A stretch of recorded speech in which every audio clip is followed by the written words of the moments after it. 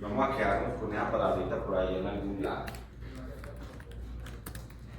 El paso de la elección del tema a la construcción del problema de investigación, que es otro de los componentes gruesos dentro del proyecto, implica esos pasos. Si soy experto en el tema, pues de una vez voy a construir el problema, pero ese no es el caso de ninguno de los que estamos acá. Entonces, lo que nos toca hacer es elegir una idea. La idea ya no tiene que ser precisa. La idea puede ser amplia, ambigua, dar lugar a mucha interpretación y surgir de fuentes informales de información. Por ejemplo, yo leí una noticia en la revista Semana o en el Colombiano. De ahí surge una idea preliminar de investigación. Acuérdense que estamos en el plano de la idea. Luego esa idea la paso por el tamiz de la literatura científica. Y ahí ya no puede ser una información vaga, ambigua, informal. Ya ahí las fuentes de información para pasar de la idea al tema deben ser literatura científica, artículos científicos. Ya ese tema no es amplio, ambiguo, da lugar a mucha interpretación, sino que ya ese tema es preciso, excluye el mayor número de interpretaciones posibles y está fundamentado en literatura científica. Listo. Revisé esto, lo pasé por el camino de la literatura y tengo un tema bien delimitado. ¿Qué hago ahora? Voy a hacer el análisis de viabilidad. ¿Es viable trabajar con ese tema? Tenemos un año para hacer una investigación, no para hacer un proyecto, sino para hacer una investigación, o sea, llevarla hasta resultados. Entonces, eso va a ser parte del análisis de viabilidad. Y ese análisis de viabilidad incluye factores subjetivos y factores objetivos. Factores subjetivos, me gusta el tema, pues vamos a trabajar un año con ese tema, ¿cierto? Entonces, por lo menos que ese tema nos llame la atención, que sea de nuestra afinidad, que nos guste. Si nos gusta, de ahí en adelante todo va a ser más fácil. Si no nos gusta, pues lo fácil se puede convertir en una cosa muy maluca, muy difícil.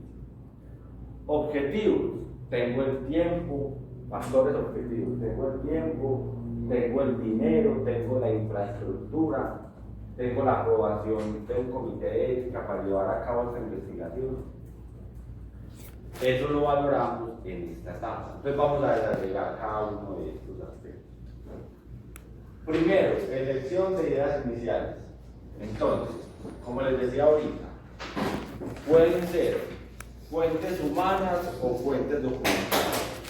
Estamos en el plano de la idea. Insisto, una idea es amplia, ambigua, da lugar a mucha interpretación. ¿De dónde sale la idea? De experiencias individuales. Nos sirve la experiencia individual para tratar de crear una idea de investigación.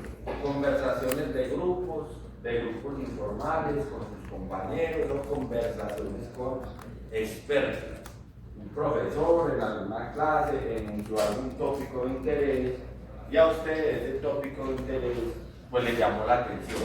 A partir de ahí va a seguir trabajando.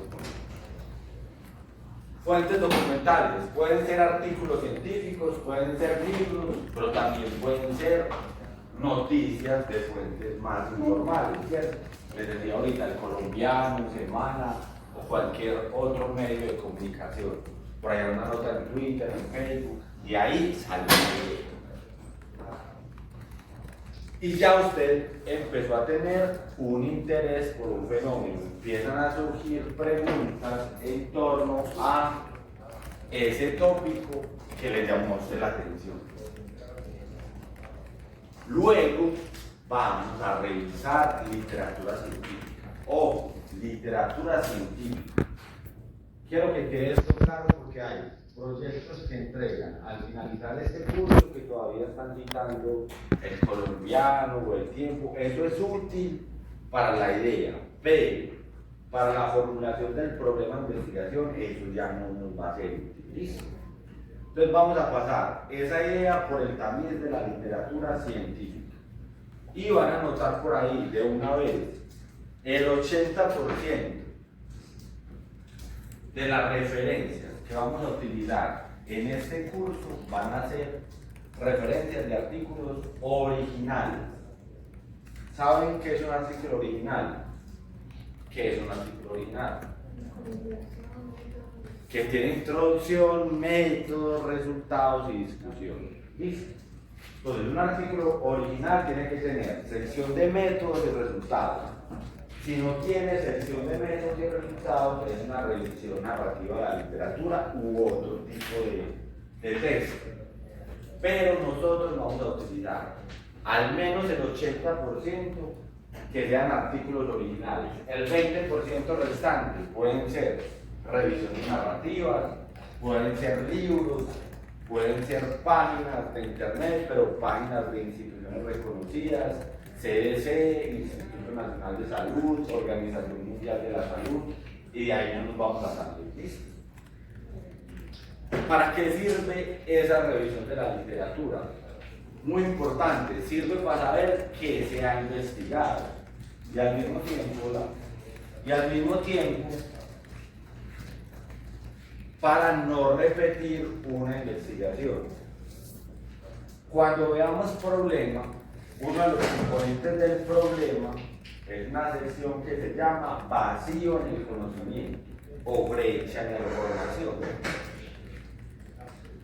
Se supone que cuando usted termine la investigación que está haciendo, ese vacío o esa brecha la va a cerrar, ¿cierto? Va a resolver una necesidad del conocimiento.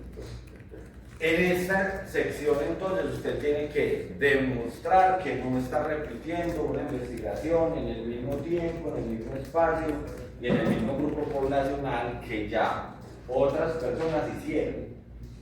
Podemos trasladar investigaciones que se han hecho en otro contexto a nuestro contexto. Sí, y eso es lo que vamos a hacer casi todos. ¿Sí?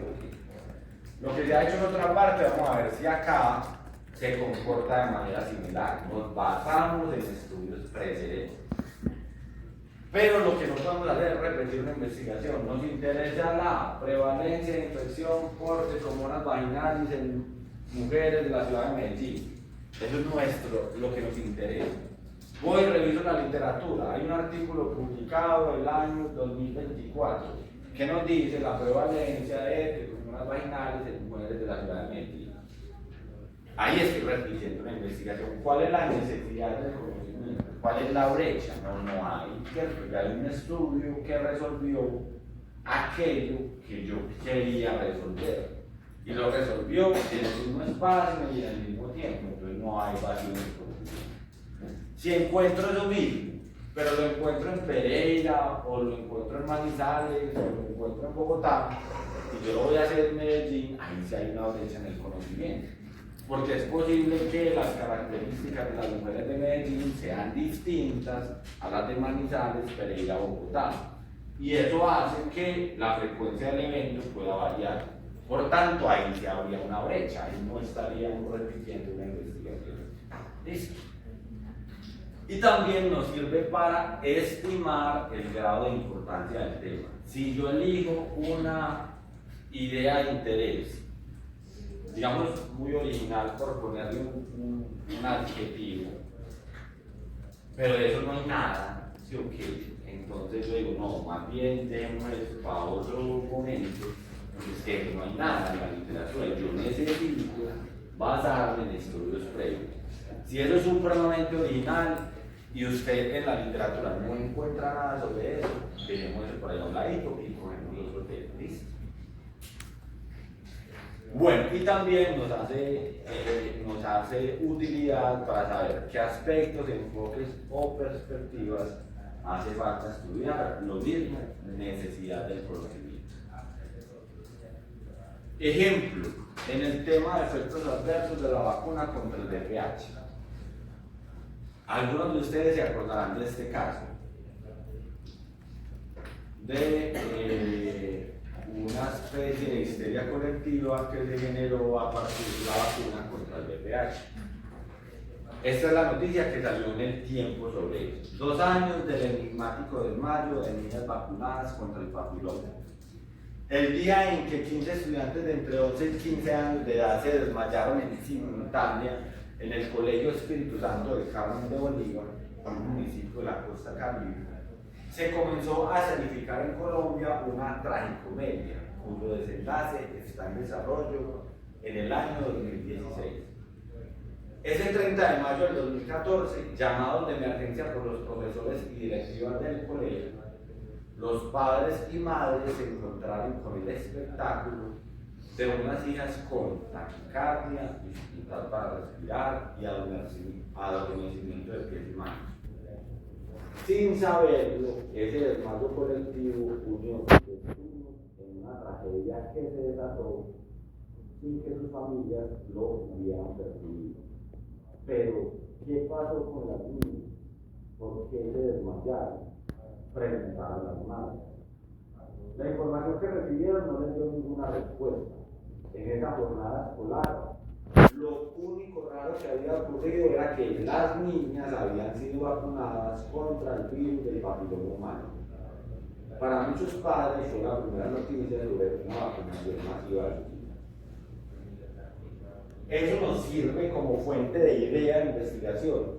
¿Sale una idea de investigación de ahí? ¿Sí o no? Sí, ¿cuál? Listo, entonces, ¿cuáles son los efectos adversos de la vacuna contra el VPH? Ahí tenemos una idea ya, ¿sí o qué? Y es una fuente supremamente informal, una noticia que salió en El Tiempo. Y miren que la noticia pues, es un poquito tendenciosa también, porque dice, lo único raro que pasó ahí es que esas niñas se habían vacunado, o sea que indirectamente nos están diciendo hay un nexo causal entre la vacuna y esos síntomas que desarrollaron las estudiantes. Ese caso fue tan emblemático en el país que disminuyó las tasas de vacunación del VPH hasta creo que como el 10 o el 20%, cuando venían siendo muy cercanos al 70 y al 80%. Apenas como el año pasado vi datos que estaban empezando a recuperarse la cobertura en la vacunación contra el VPH. Pero este caso definitivamente impactó muchísimo la salud pública. Una fuente informal. ¿Listo? Ahora vamos con una fuente más formal, un artículo científico que nos habla de un tema similar. Dice, efectos adversos de la vacunación contra el virus del papiloma humano. Objetivo, describir las reacciones adversas más frecuentes producidas por la vacunación contra el VPH. Participantes, mujeres vacunadas contra el VPH en Andalucía, España, seleccionadas por un muestreo aleatorio simple con representatividad provincial. Resultados principales. De las mediciones, se realizaron 3.135 llamadas telefónicas por el Servicio Público Salud Responde, dependiente de sus operadores con supervisión de personal sanitario. Resultados, se hicieron 2.880 llamadas que cumplían criterios de inscripción, se encuestaron finalmente a 1.207 personas. De 2.124 encuestas realizadas, tuvieron algún tipo de reacción adversa como fiebre, inflamación, dolor o enrojecimiento en 467 dosis que corresponden a un 22%. 6% fue fiebre, 49.5% inflamación, 72.4% dolor y 6% enrojecimiento. Conclusión, se puede decir que es una vacuna segura, lo que concuerda con lo recogido en su ficha técnica y en la literatura. Ese fue un estudio que se hizo en España. Surge una idea de investigación para nosotros de acá, ¿o no? Ya es una fuente formal, ¿sí? Un artículo científico en el que podríamos fundamentar nuestra investigación. De ahí nos surge una idea de investigación. Sí, ¿qué harías? En Colombia. ¿Cómo lo harías? ¿Cómo lo harías? el mismo estudio, pero... Exactamente, sí, ok, exactamente tal cual como ella lo acaba de describir. Acá donde dice objetivo, simplemente pondríamos describir las reacciones adversas más frecuentes producidas por la vacunación contra el virus del papiloma humano en adolescentes o jóvenes de la ciudad de Medellín en el año 2025 y tenemos una investigación para llevarla a cabo. Buena, ¿sí o qué? Claro, hasta ahí, ¿cierto? Fácil, sencillo. En el tema de las terapias contra el cáncer, acá les voy a mostrar una entrevista que se hizo a la ministra de Ciencia y Tecnología del gobierno anterior.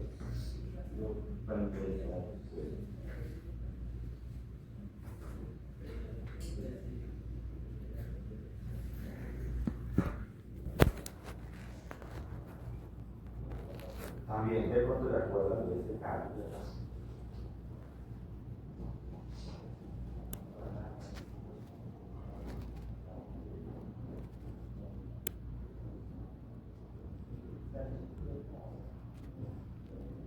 El conocimiento científico. Es una bióloga con unas... El nombre del mapa. Bueno, entonces van a ver un fragmento de una entrevista, 4 minuticos de esa entrevista, que se le hizo a Mabel Torres.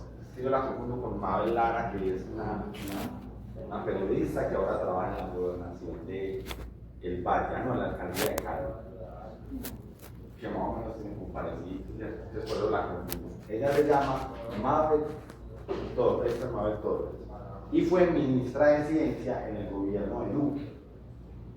Resulta que a los pocos días de ella ser nombrada ministra, le hicieron una entrevista en este programa de Caracol que se llama Los Informantes.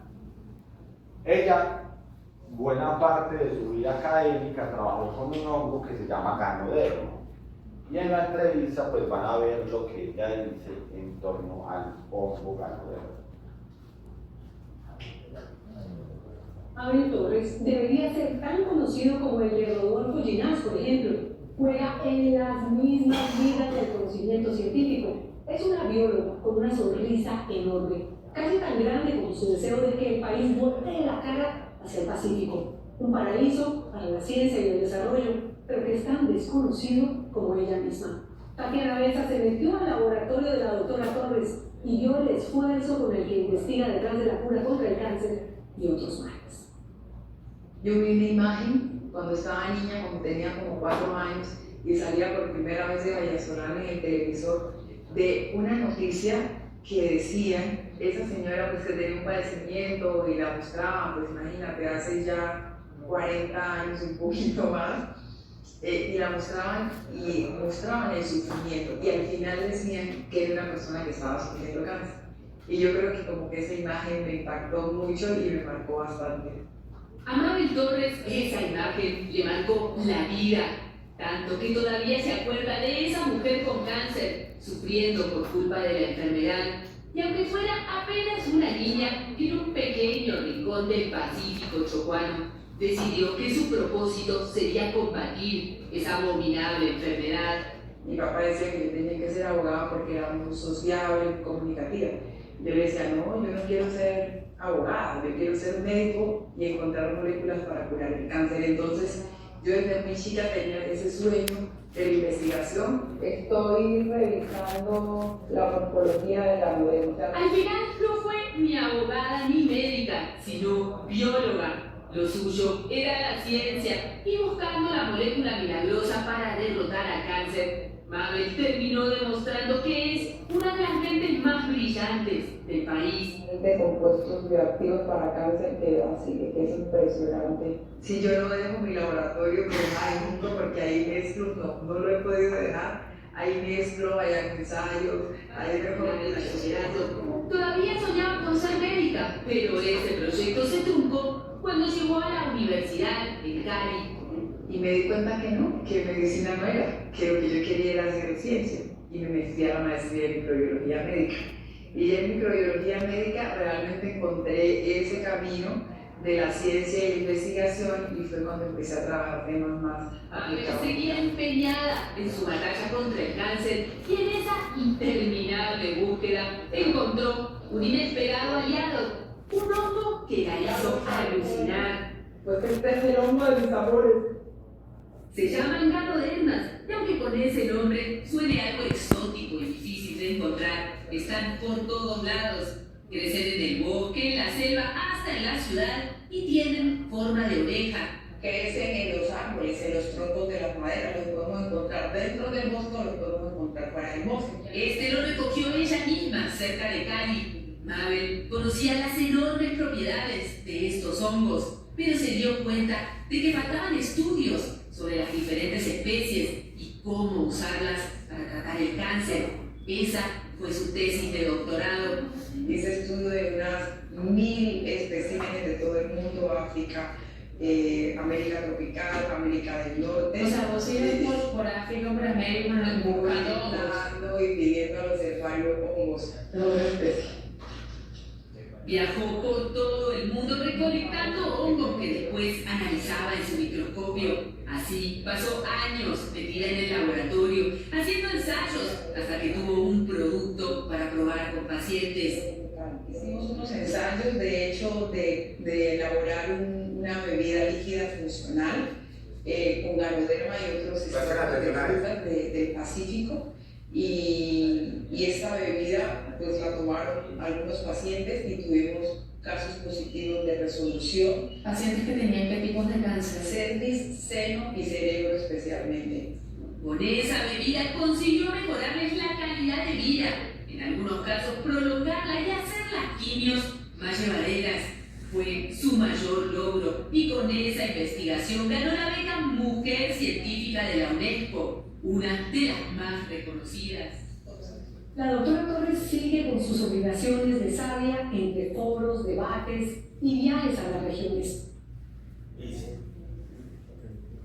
Entonces, la ex ministra de Ciencia dice, bueno, a mí siempre me ha interesado estudiar, todos quedamos como medio dormidos, hasta yo me estaba como durmiendo ahí para... ella estaba estudiando un hongo que se llama ganoderma. Y ella dijo, bueno, en la literatura dice que ganoderma podría tener algún efecto anticancerígeno. Yo lo estudié y decidí darle un bebedito a unos pacientes con cáncer de cervix, seno y cerebro. Y dice además, y obtuvimos algunos casos de resolución. Sale de ahí una fuente de ideas de investigación. Sí, ¿qué estudiaríamos?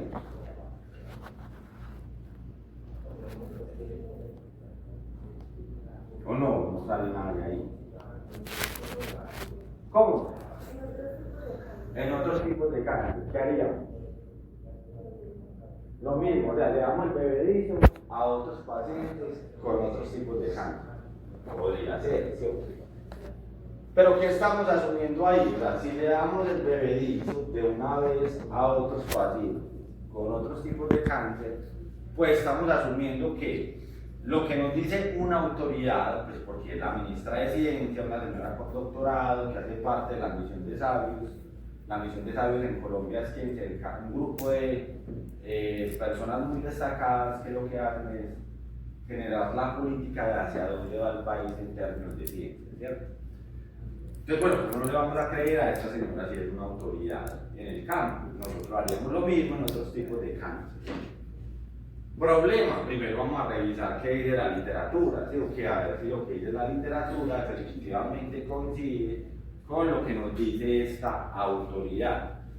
¿Qué dice la literatura? Cochrane es una base de datos que lo que hace es condensar o sintetizar la evidencia que hay en torno a un tema de investigación, ¿cierto? En este caso, ellos sintetizaron toda la evidencia que hay en torno a ganoderma para el tratamiento del cáncer. ¿Qué concluyen? Dicen, no existe suficiente evidencia para justificar el uso de ganoderma lucidum para ser usado como tratamiento de primera línea para el cáncer.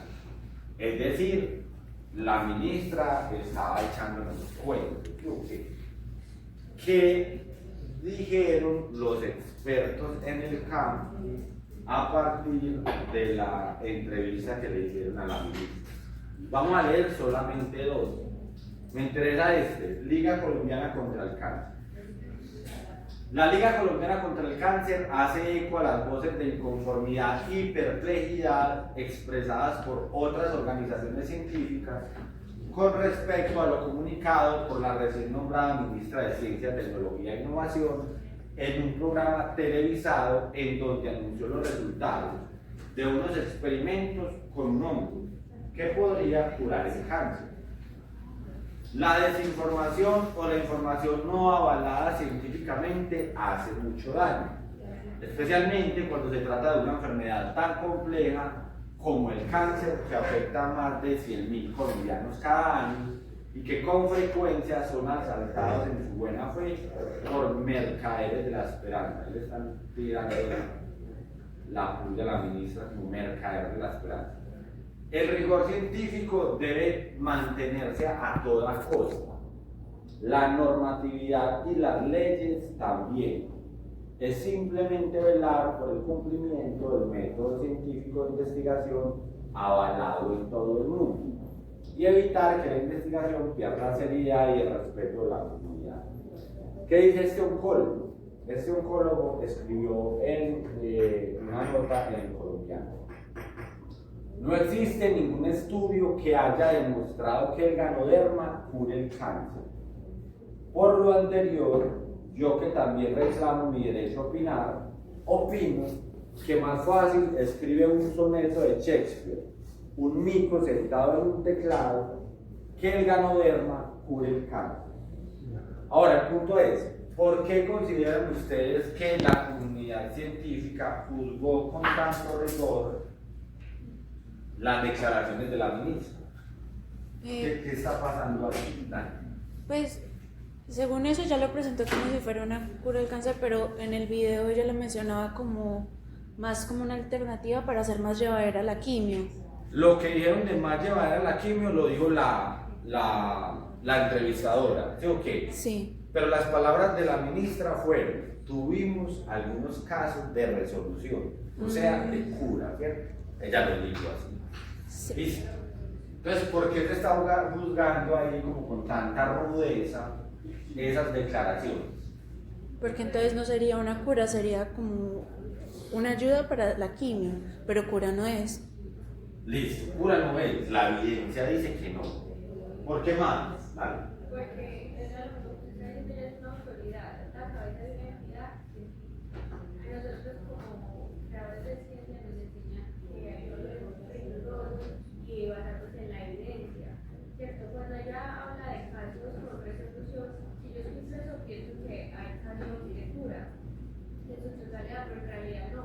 Habla de que hizo llevaderas las quimios, o sea, por eso la compara con curandero. Porque es como hacer una bebida, como cuando uno tiene gripa y le hacen una bebida de eucalipto y uno dice que se siente mejor.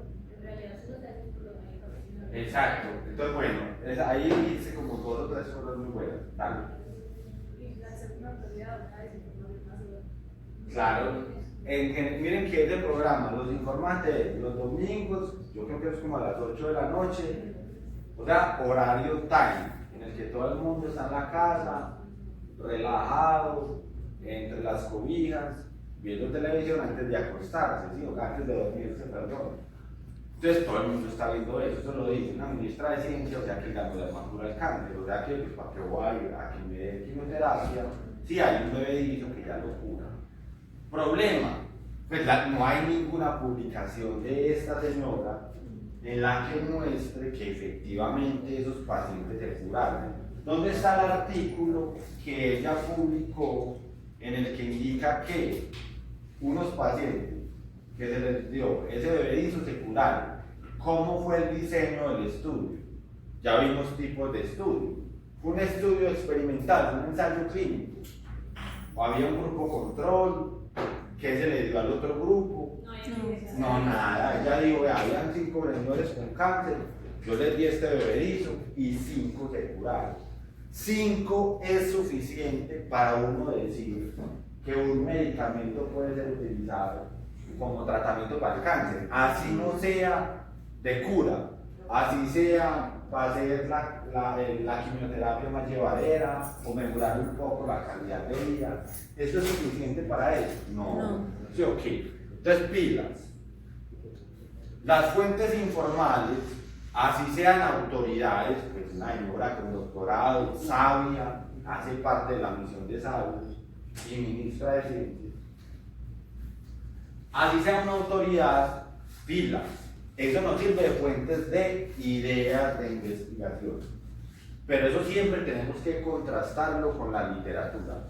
Eso que yo les puse ahí en ese Excel, eso ustedes creen que es una buena idea de investigación, pues porque yo soy su profesor, ¿cierto? O sea que yo actuaría acá como la autoridad, ¿cierto? Porque yo ya estoy formado en el campo, hice mi doctorado, ya ese manejo esto. Vamos a ver, hacer eso, tío, que pues no.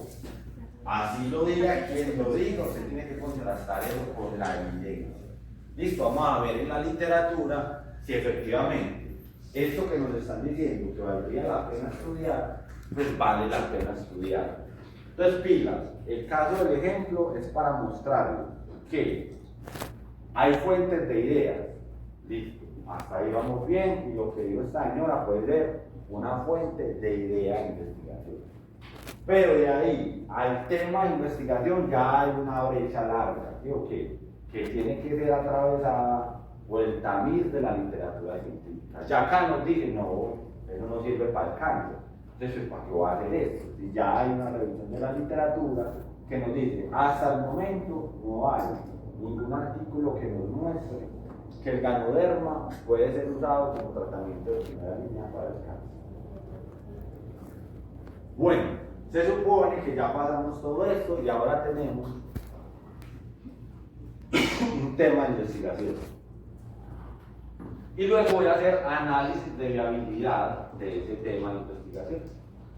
Ahí tengo en cuenta factores subjetivos y también factores objetivos. Factores subjetivos. Me gusta el tema.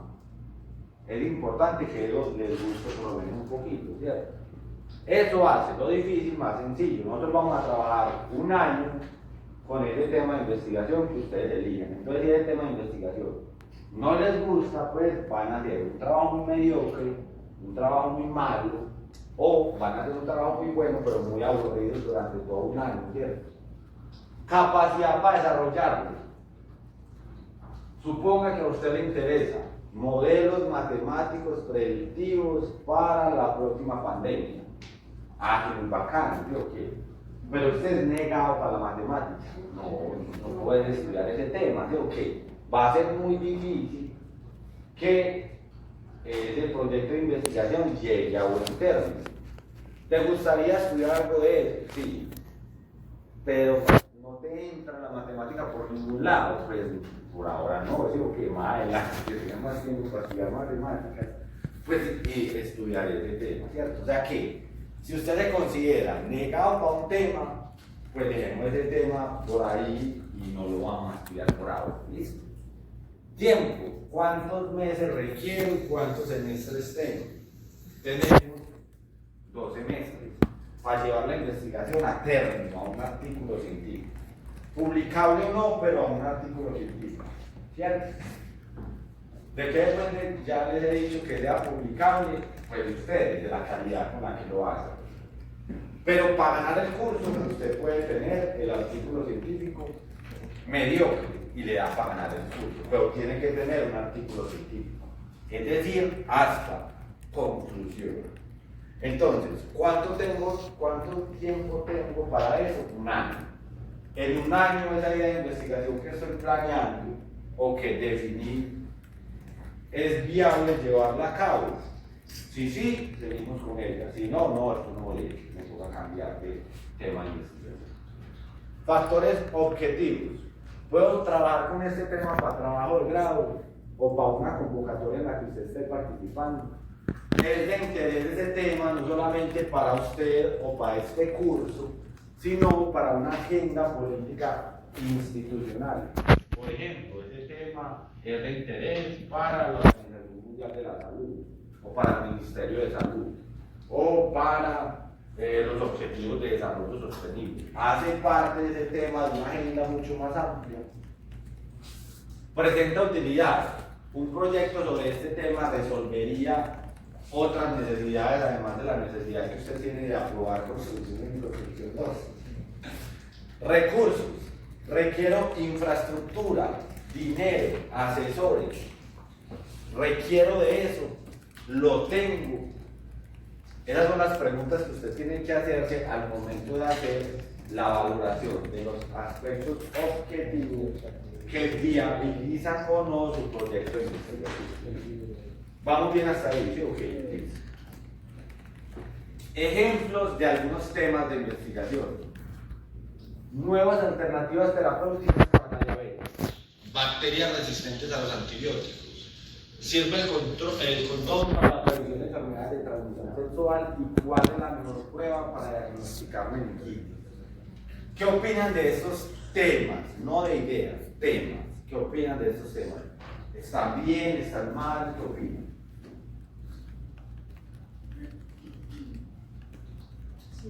¿Sí qué? Pues lo que usted dijo que el tema era ambiguo, pues que lo que era. Esa es la idea. La idea es amplia, ambigua, da lugar a mucha interpretación. El tema ya no debe serlo tanto, creo que el tema debe ser más preciso. ¿Qué opinan de esos temas? Falta esa precisión. Falta la precisión. ¿En cuál? En todo.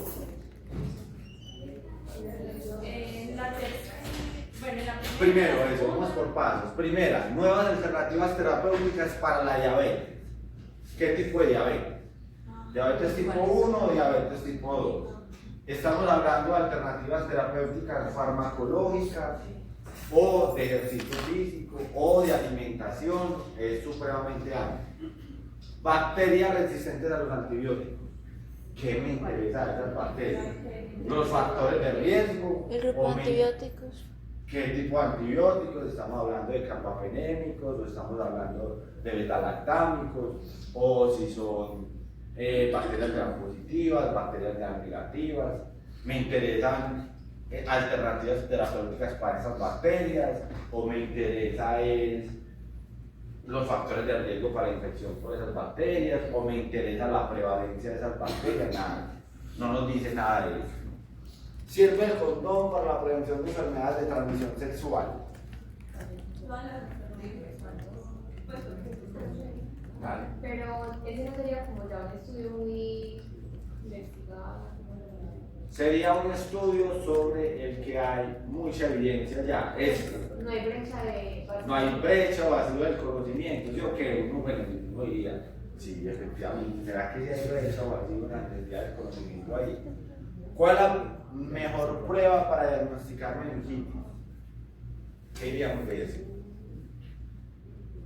¿Qué tipo de meningitis? ¿Bacteriana o viral? ¿Cierto? ¿O micótica? ¿Qué tipo de pruebas estamos hablando? ¿De pruebas bioquímicas? ¿De pruebas microbiológicas? ¿O de pruebas imagenológicas? ¿Sí o qué? Supremamente amplio. ¿Listo? Entonces, esos temas están mal delimitados. Ahora, ¿qué requisitos tiene un tema bien delimitado? Primero, que se enuncie la unidad de análisis.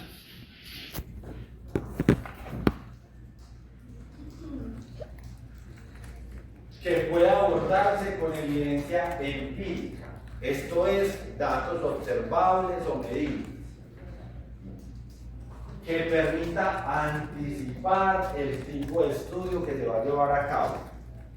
Cuando el tema esté enunciado, usted ya puede decir, bueno, esto va a ser un estudio descriptivo, va a ser un estudio analítico, va a ser de casos y controles, de cohortes, por eso ya vimos en la clase anterior los tipos de estudios. Porque desde que se enuncie el tema, eso permite anticipar cuál va a ser el tipo de estudio que van a llevar a cabo. Que sea claro, preciso, no dé lugar a ambigüedades, excluya el mayor número de interpretaciones posibles, que tenga una delimitación espacial y que tenga una delimitación temporal. ¿Eso qué es? ¿Qué es una delimitación espacial y temporal en el contexto del tema de investigación? ¿En dónde se va a llevar a cabo esa investigación? ¿Y cuándo se va a llevar a cabo la investigación? Si vamos a hacer una revisión sistemática de la literatura, un metaanálisis, pues tenemos que definir el rango del tiempo en el que vamos a buscar esa literatura científica. Y si vamos a hacer un estudio descriptivo, pues será en el año 2025 o 2026, dependiendo de lo que coincida con el periodo de recolección de información de ustedes. ¿Listo?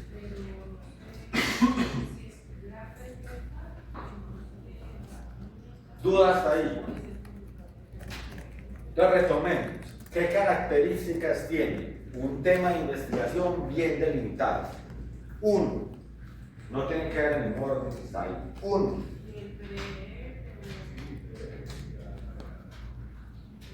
digan algo.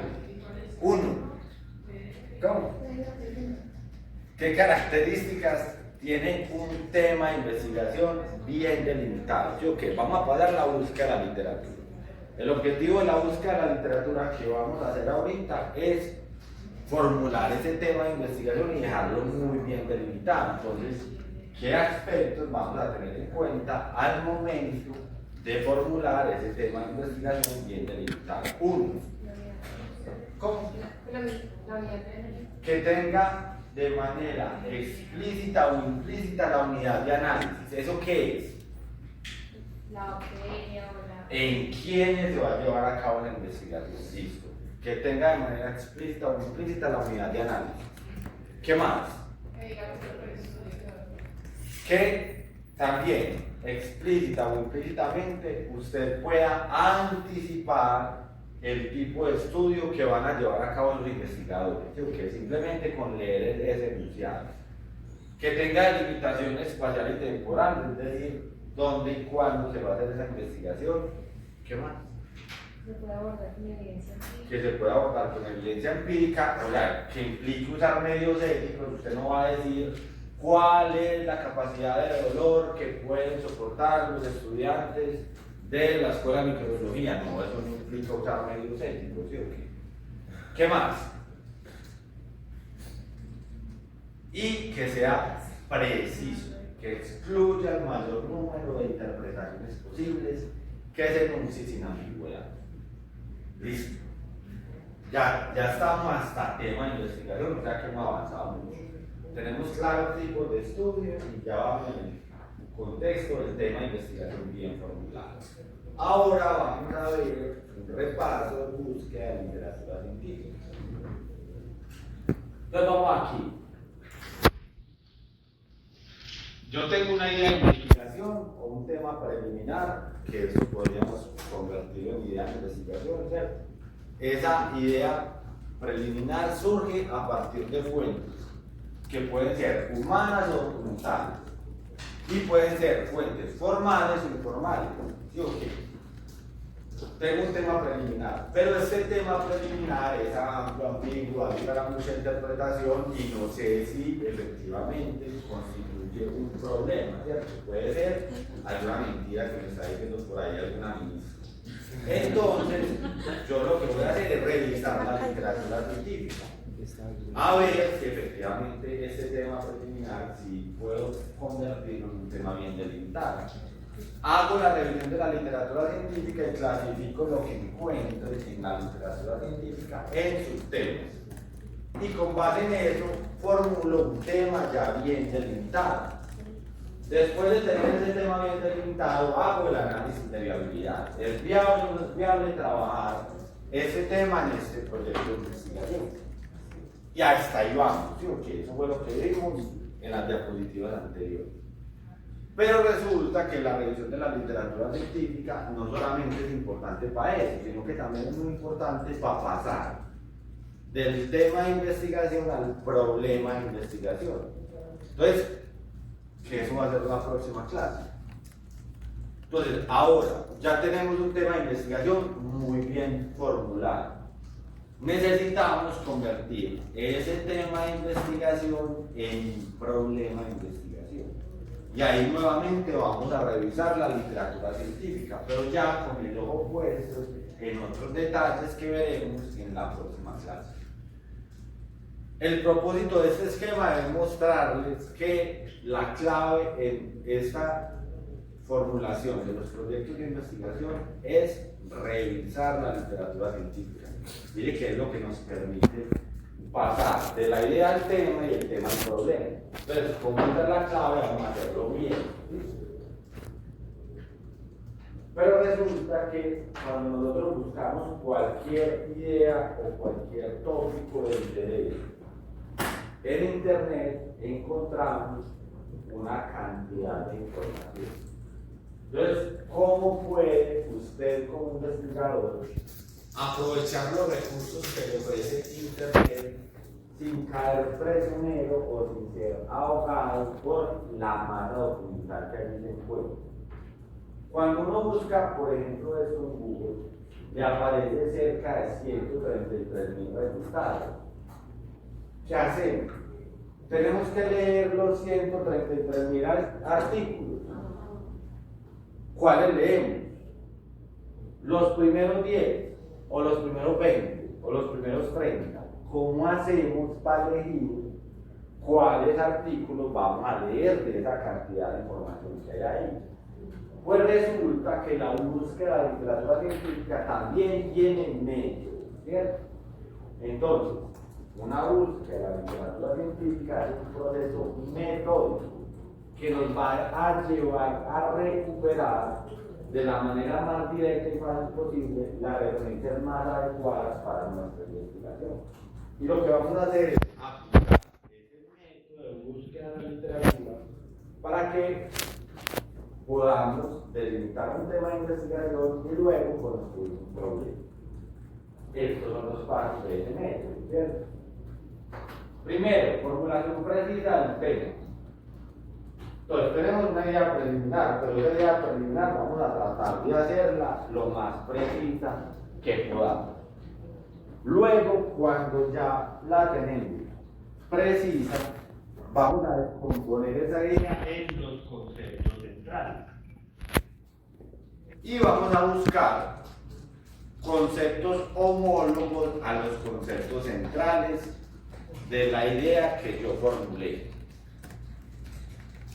Luego ahora formulo una estrategia de búsqueda y aquí entran los operadores booleanos y las bases de datos en las que voy a buscar. Entonces tengo palabras clave, Luis. Esas palabras clave están delimitadas. Ahora las vamos a articular. ¿Con qué las articulamos? Con los operadores booleanos. Y luego vamos a decir en dónde vamos a buscar, ¿sí o qué? Entonces, ¿cuáles las bases de datos en las que vamos a buscar esta información? Siguiente paso, seleccionar la información que me aparezca recuperada de esta base, de esta estrategia de búsqueda. Luego evalúo si mi estrategia de búsqueda fue buena o no, porque yo puedo leer unas palabras, combinarlas con los operadores booleanos, pero que eso no me reporte, perdón, no me recupere la información que yo necesito. Pero aquí evalúo, bueno, ¿fue buena mi estrategia de búsqueda o no? ¿Recuperó el tipo de estudios que yo estaba buscando o no? Y ahí ajusto mi estrategia de búsqueda. Esta parte de ajustar se llama la estrategia acordeón, que ahorita la vamos a entender un poco mejor. Y es, si yo hago una búsqueda muy restrictiva, entonces voy a recuperar muy poquitos artículos. ¿Qué tengo que hacer? Modificar la estrategia de búsqueda, o modificando operadores booleanos, o cambiando palabras claves. O sea, la hago más amplia. Y puedo recuperar muchos artículos, porque ya se me fue la mano, recuperé muchísimos artículos. Entonces tengo que otra vez modificar la estrategia de búsqueda para hacerla más estrecha. Eso se conoce como estrategia acordeón, ampliando o estrechando la estrategia de búsqueda dependiendo de los resultados que yo vaya obteniendo. Y por último, la gestión de la información, y es que vamos a utilizar gestores de referencia en la que la información que recupere pues la voy a almacenar. Vamos a desagregar cada uno de esos pasos del método de búsqueda. Primero, formulación precisa del tema de investigación. Usted va a escribir un primer enunciado, tan preciso como usted desea posible, y evitando palabras ambiguas o vacías de contenido como adecuado, malo, actual. Ejemplo, anticuerpos protectores contra la infección por VIH. Representaciones sociales sobre la malaria y su modo de transmisión. e infección por bacterias resistentes a los antibióticos. De estos, ¿cuál estaría peor definido para hacer una estrategia de búsqueda? Infección por bacterias resistentes a los antibióticos. Los otros están mejor definidos cuando se va a hacer una estrategia de búsqueda. Entonces, formulación precisa del tema de investigación, primer paso. Segundo paso, vamos a utilizar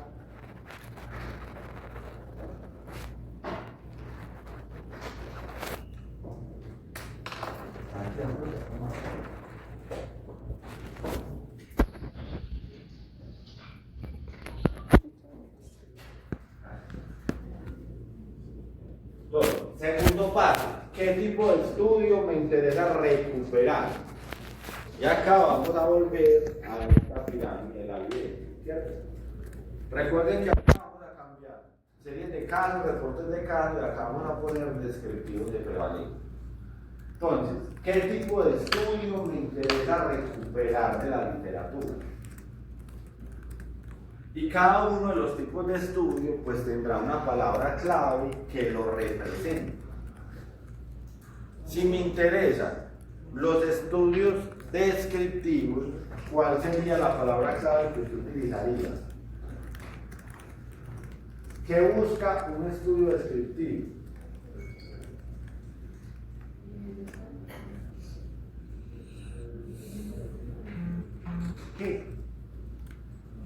¿Qué hacen? ¿Cómo? Describir, sí. Pero busca describir. Pero hay una palabrita que representa muy bien lo que hacemos en los estudios descriptivos. Magnitud y distribución. Pues no podemos poner magnitud y distribución porque son palabras más bien ambiguas, ¿sí o qué? En una estrategia de búsqueda. ¿Por cuál la cambiaríamos? Prevalencia. ¿Listo? Entonces vamos a poner prevalencia o frecuencia. Palabras claves que voy a utilizar en mi estrategia de búsqueda si lo que quiero recuperar son artículos descriptivos. Ahora vamos por los casos y controles. ¿Qué busca un estudio de casos y controles?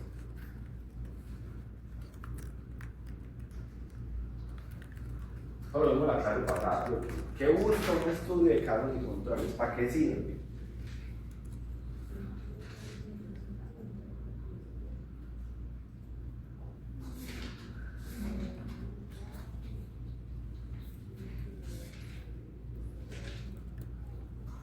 Nada. Para identificar factores de riesgo. ¿Sí o qué? Entonces, en mi estrategia de búsqueda, si lo que quiero recuperar son artículos de casos y controles, pues tiene que estar la palabra factores de riesgo.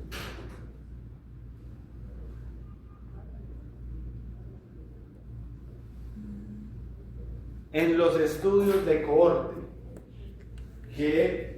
¿cuál es el propósito de los estudios de cohorte? Establecer los factores de riesgo. Además, listo, entonces también nos permite establecer factores de riesgo, muy bien. Y además, incidencia, ¿cierto? Entonces, si me interesa este tipo de estudios, en mi estrategia de búsqueda tiene que estar la palabrita incidencia. Luego vienen los ensayos clínicos. ¿Qué interesa en un ensayo clínico?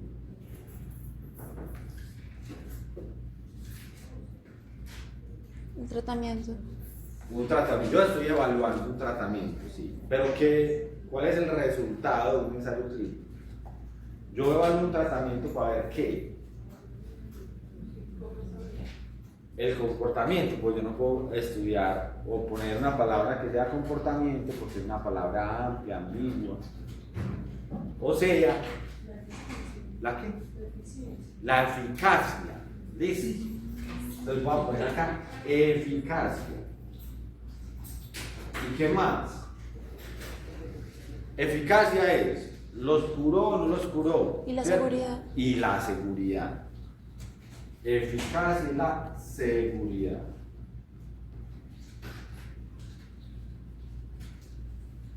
Entonces, si me interesa el tipo de estudios, deben estar esas palabritas clave en la estrategia de búsqueda: eficacia, seguridad. Si me interesa un estudio sobre pruebas diagnósticas, ¿qué hace un estudio de pruebas diagnósticas?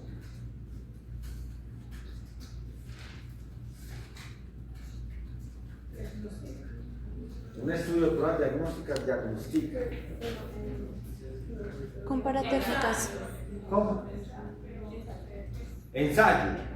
Compara técnicas de diagnóstico. Comparar pruebas, sí. Un estudio de pruebas diagnósticas compara pruebas. Pero acuérdense que el ejercicio que estamos haciendo es identificar palabras clave que yo pueda incluir en mi estrategia de búsqueda para que me recupere ese tipo de estudios. ¿Sí o qué? Entonces, ¿qué palabra clave utilizaríamos en nuestra estrategia de búsqueda para que nos recupere ese tipo de estudios de pruebas diagnósticas? Prueba de evaluación y la prueba de referencia. Pondríamos prueba de evaluación y prueba de referencia en la estrategia de búsqueda. No, sería No. control. ¿Sería qué? El control. Pondríamos control en la estrategia de búsqueda.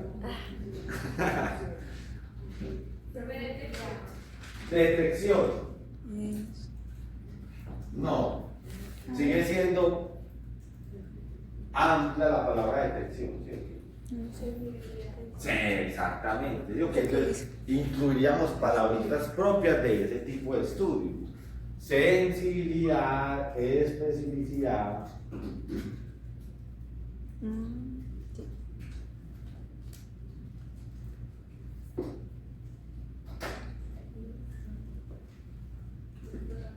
Listo. Si me interesa un estudio cualitativo, un estudio que se haga desde el enfoque cualitativo, entonces, ¿qué palabras clave voy a utilizar en mi estrategia de búsqueda que haga que los resultados de esa estrategia de búsqueda sean artículos que se hayan conducido bajo el enfoque cualitativo?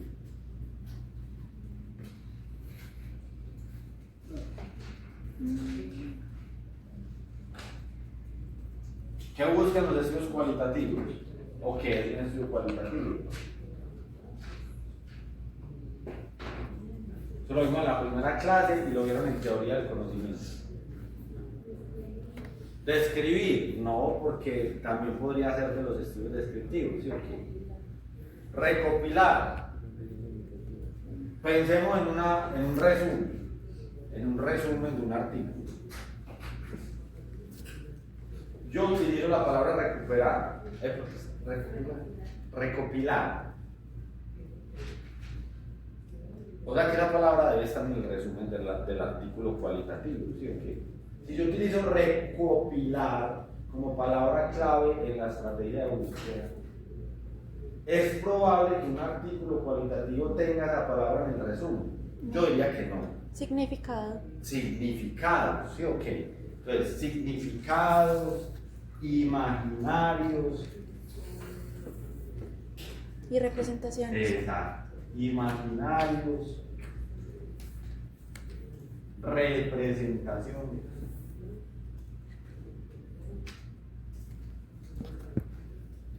Listo. Entonces, ya ahí tenemos como una especie de receta, pues obviamente a toda receta se le agrega el talento, ¿sí o qué? O sea, está la receta que usted le da ahí el chef, pero esa receta usted cuando esté cocinando va haciendo la modificación. Entonces, ahí está la receta por tipo de estudio. Palabrita clave que debería tener en cuenta usted por tipo de estudio para hacer o formular su estrategia de búsqueda. Pero eso puede variar, ¿sí? O que usted le puede ir haciendo modificaciones. Solamente que si usted utiliza la palabra clave en la estrategia de búsqueda, lo más probable es que le aparezcan tipos de estudio al que corresponde cada palabra clave que le acabo de enunciar ahí. ¿Listo? ¿Vamos bien hasta ahí? Bueno.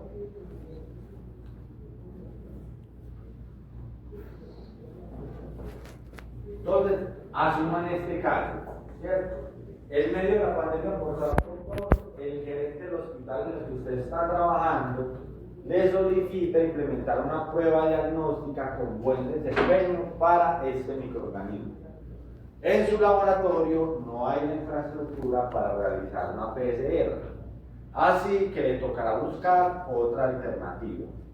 Usted le responde al gerente de su institución que lo va a investigar y en la tarde le hará una recomendación.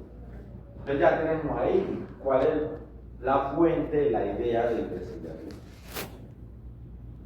Y para eso, para formular una idea precisa, es muy importante, bueno, muy importante no, muy útil, mejor, hacer uso de esta estrategia PICOT. ¿Qué es la estrategia PICOT? Es una estrategia que nos permite desagregar todos los componentes que debe tener nuestro tema de investigación.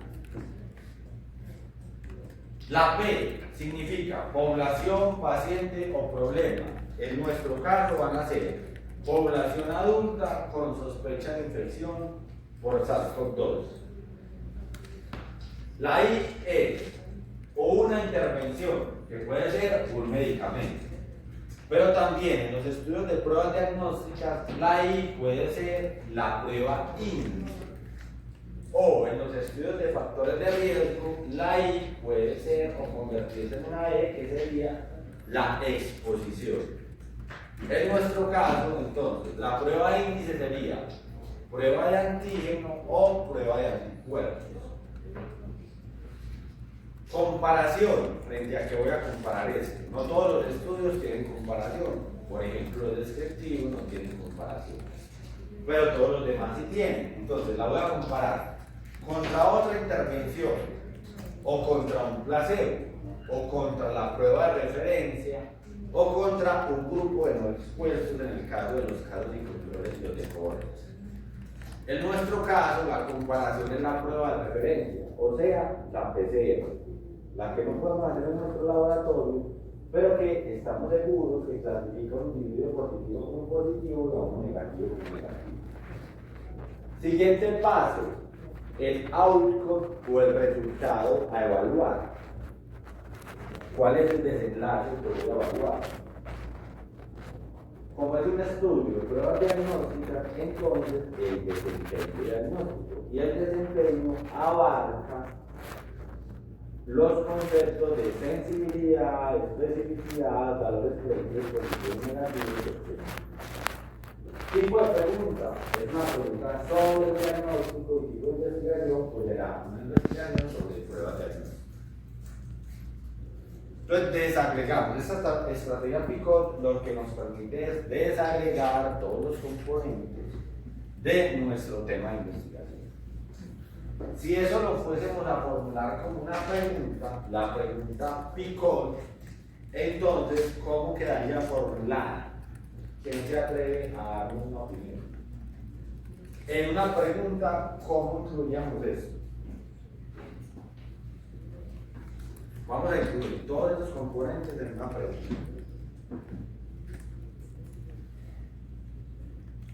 ¿Cómo formularían la pregunta? ¿Quién quiere animarse?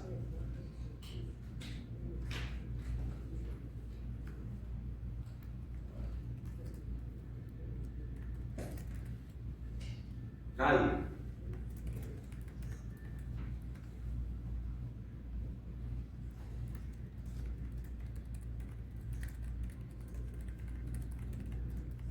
Compañero, háganle pues. Anímense. ¿Cómo quedaría la pregunta?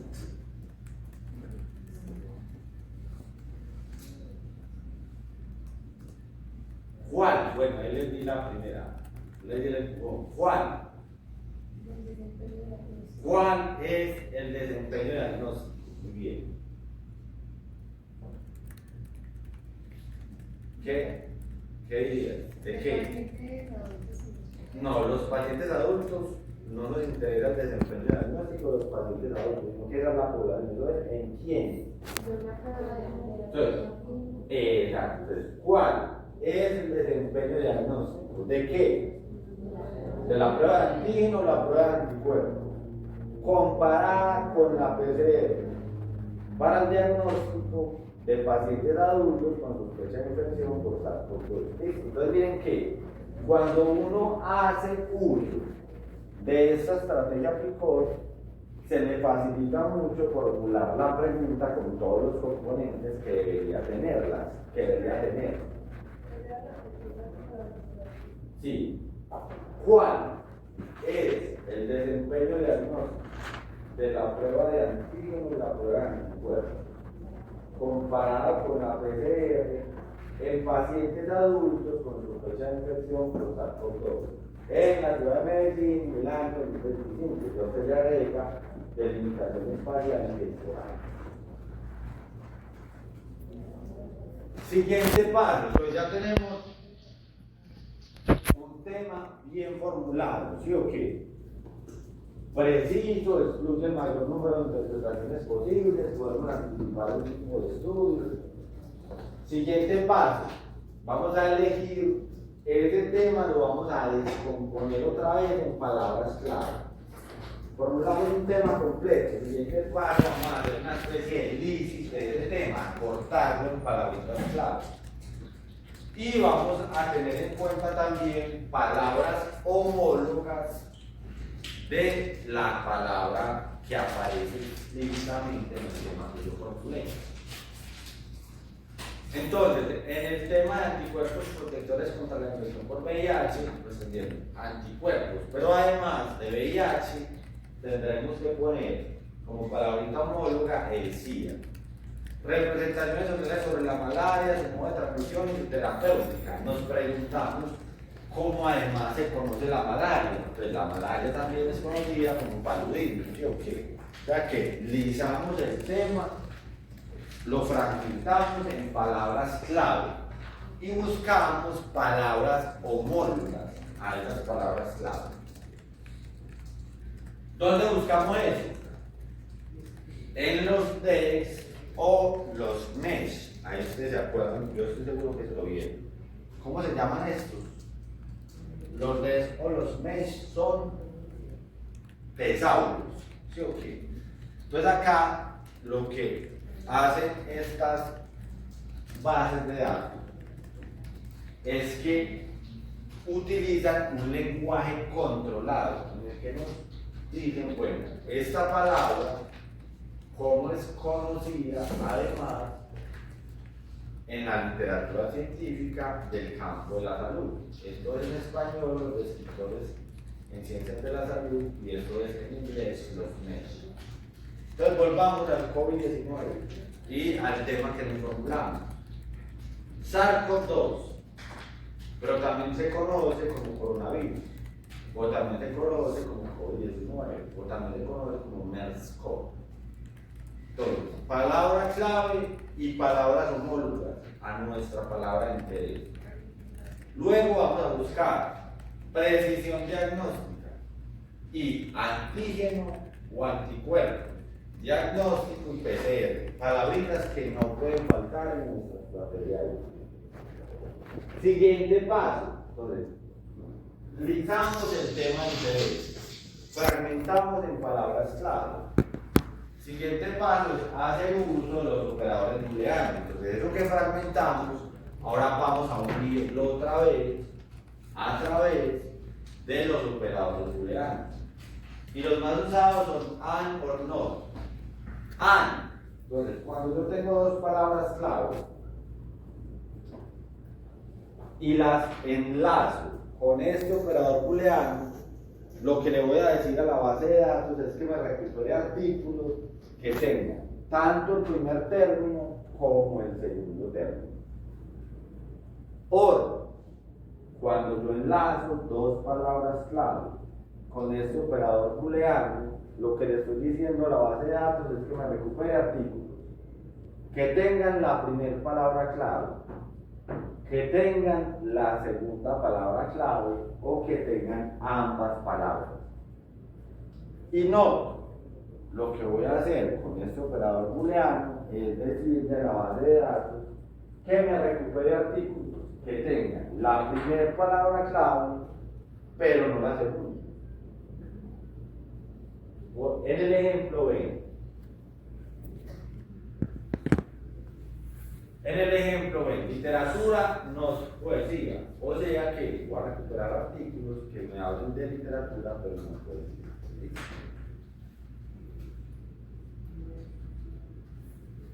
Tercer paso, ahora vamos a la búsqueda de la literatura propiamente dicha. Y ahí vamos a ver en dónde vamos a buscar. Ustedes ya han visto que la universidad tiene un montón de bases de datos a partir de los cuales podemos recuperar artículos científicos. ¿Cuáles conocen? Cielo nos permite recuperar artículos del contexto hispanoamericano. ¿Sí o qué? Entonces vamos a poner por acá, Cielo, Hispanoamérica. ¿Sí o qué? Sí. Natur. ¿Cómo se llama? ¿Cuál? Natur. La revista. No, pero entonces bueno, eso. Separemos bases de datos de editoriales o revistas. ¿Cierto? Entonces, una base de datos es Cielo. Y en Cielo hay muchas revistas o hay muchas editoriales.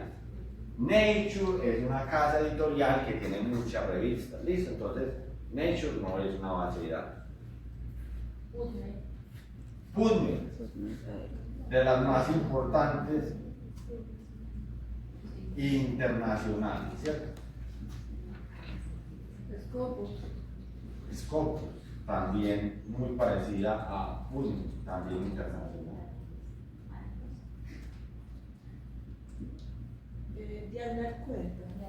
En estas vamos a recuperar, vamos a hacer la búsqueda en inglés, ¿sí o qué? Si hacemos la búsqueda en español no vamos a tener ningún resultado. En esta podemos hacer la búsqueda o en español o en inglés porque los resúmenes están publicados tanto en español como en inglés. Dialnet cuenta, ¿quién dijo Dialnet?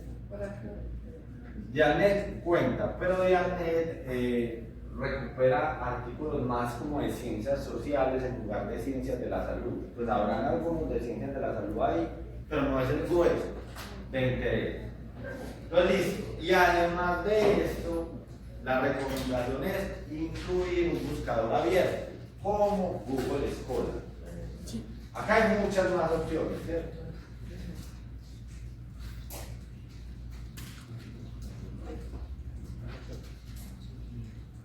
Entonces, ¿qué debería tener una buena... ¿cuántas bases de datos y qué tipo de bases de datos debería tener una buena búsqueda de literatura? Por convención diríamos que por lo menos 3, entre más mejor, ¿sí o qué?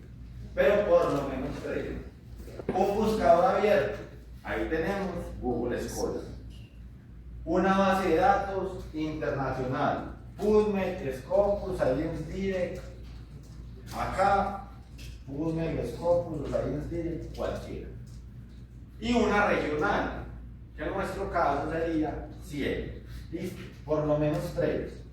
Una regional, una internacional y un buscador abierto. ¿Qué sería Google Scholar?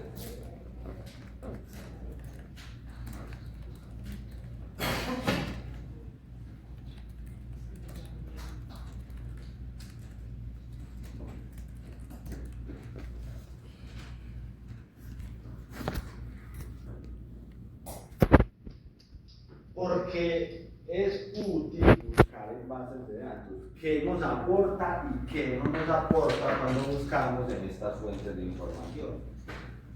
Definitivamente, la desventaja es que no transmiten la experiencia. ¿Por qué? Porque cuando uno está escribiendo un artículo científico tiene un límite de palabras. Entonces, a nosotros nos dicen, bueno, usted quiere publicar en nuestras revistas, tiene que adherirse a unas instrucciones a los autores que nosotros tenemos, que casi siempre son de 4.000 a 5.000 palabras, no pueden pasarse de eso. Entonces no hay mucho tiempo ahí para contar los problemas que uno tuvo en el diseño de su investigación y cómo resolvió los problemas. Entonces no se transmite la experiencia a partir de la publicación científica o los artículos científicos. Pero ventajas, están sometidos a la crítica. Cuando uno publica un artículo, ese artículo ha pasado por un proceso que se llama revisión por pares. Es decir, antes de publicarlo, personas expertas desde el campo del conocimiento en el que usted hizo el estudio lo evaluaron y aceptaron que fuese publicado. Entonces está sometido a la crítica. Hay acceso generalizado, o sea, podemos acceder más o menos de manera libre a esa información, y digo más o menos porque hay unos artículos que son de pago y que no podemos acceder a ellos. La universidad paga por que podamos acceder a algunos artículos, pero no a todos. Y cuando no podemos acceder a unos artículos, tenemos otros recursos que ustedes seguramente lo han utilizado, que es el que desarrolló una hacker rusa que es Cypher. Sí. Lo han utilizado. Sí. Que uno pone DOI en esa página de internet y eso le recupera algunos artículos que son de pago. Todos, no. Hay algunos que no. Pero sí no recupera muchos que puedan tener restricción de pago. Listo. Conocimiento acumulable y artículos que cumplen la formalidad del método científico. ¿Podemos consultar a expertos? Sí. Ventaja, que tienen toda la visión y la experiencia de ese experto. Entonces la gente va a contar todos los problemas que ha tenido investigando la mejor prueba diagnóstica para SARS-CoV-2. Pero tiene el sesgo del experto también, ¿cierto? Si él solamente ha trabajado con una prueba de la marca comercial ADO, pues se va a hablar de esa marca comercial ADO, si no se va a hablar de otra marca comercial, porque no es la que la trabaja. Las reuniones científicas, los congresos, los simposios, ventajas, usted ahí encuentra la información más actual, es decir, información que aún no ha sido publicada. Y ahí te cuentan los avances en ese campo de la investigación. Problema, que un congreso, un simposio, eso es cada año, o sea, podemos ir cada año a recibir ese tipo de información. Y que la información que nos dan es muy corta, casi siempre uno tiene 15 minutos. En un congreso va a exponer los resultados de su investigación, entonces no hay mucho tiempo ahí tampoco para contar. Como todos tienen ventajas y desventajas, pues vamos a privilegiar los bases de datos de internet. Fuentes primarias, fuentes secundarias, entonces. Y aquí la distinción entre artículos originales y artículos de revisión. Vamos a hacer un tallercito en el que ustedes van a buscar literatura científica del tema de interés. Van a identificar 10 artículos científicos que sean lo más similar posible a lo que ustedes quieren hacer. Pero esos 10 artículos que van a identificar van a ser artículos originales. Esta información es distinta a la que les di ahorita. La que les di ahorita es para el proyecto en general, ¿cierto? Y es mínimo 80% van a ser artículos originales. Estas son un tallercito que vamos a hacer. Y van a ser 100% de los artículos tienen que ser originales, no nos sirven artículos de revisión. ¿Listo? Fuentes de información, ya hablamos de esto. Acá hay otras bases de datos que son de libre acceso, entre comillas, y un tema que me interesa que sepan, y es el factor de impacto de la revista. ¿Qué es el factor de impacto de la revista? Es un número a partir del cual se calcula de manera indirecta el impacto que tienen las publicaciones que se hacen en cierta revista. Ese número se calcula teniendo en cuenta el número de artículos que publica esa revista y cuántas veces son citados los artículos que se publican en esa revista. ¿Ustedes qué creen? Que si un artículo es muy citado en una revista, indica que ese artículo es bueno o es malo. Es bueno, ¿sí o qué? O sea, otros autores se basaron en ese artículo para hacer otras cosas.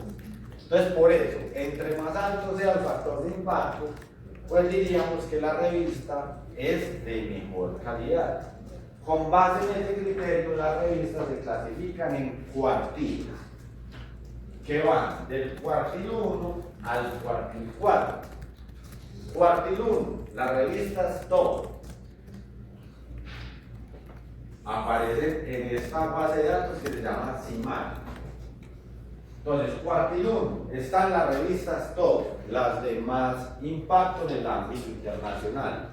Y luego vienen descendiendo cuartil 2, cuartil 3 y cuartil 4. Las cuartil 4 son pésimas. No, las cuartil 4 son revistas con un impacto más modesto, pero no significa que sean malas. ¿Listo?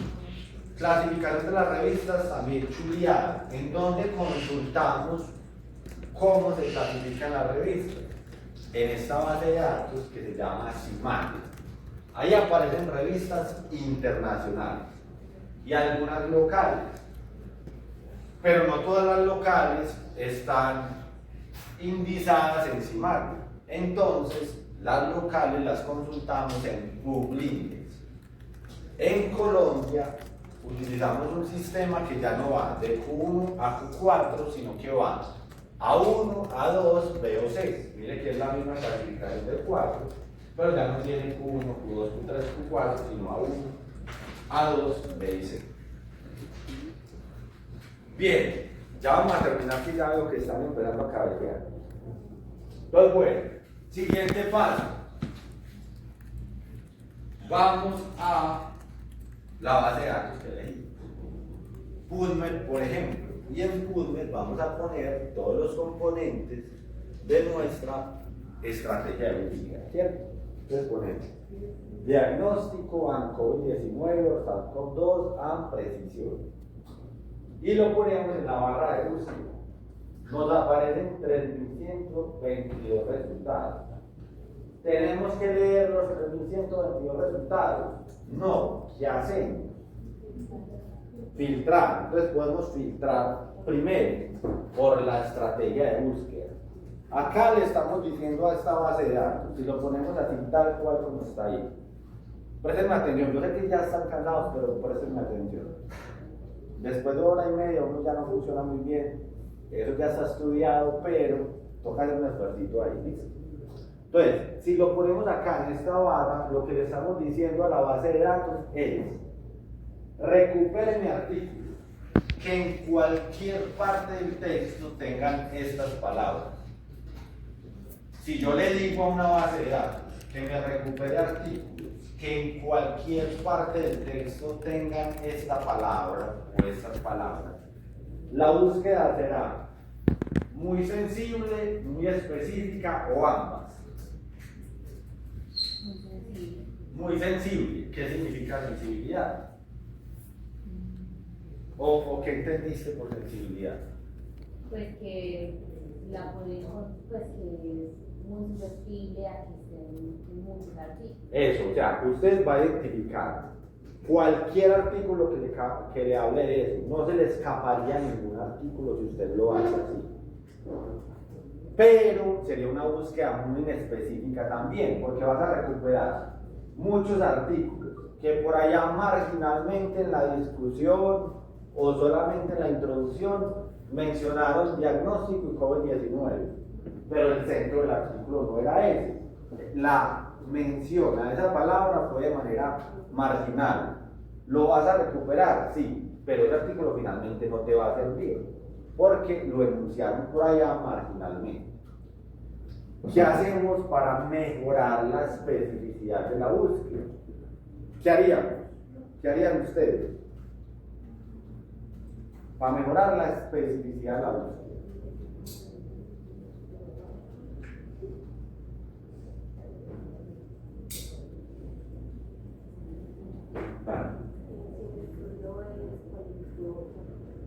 Si el estudio es cualitativo o cuantitativo, le pondríamos esto por acá, otra palabra clave, agregaría otra palabra clave. Sí, no. La respuesta es no, porque ya con esto estamos asumiendo que el estudio es cuantitativo, ¿cierto? Con estas palabras clave estamos asumiendo que el estudio es cuantitativo. ¿Qué otra cosa haría? Profe, de pronto en la parte de filtrar allá poner que me resume. y no.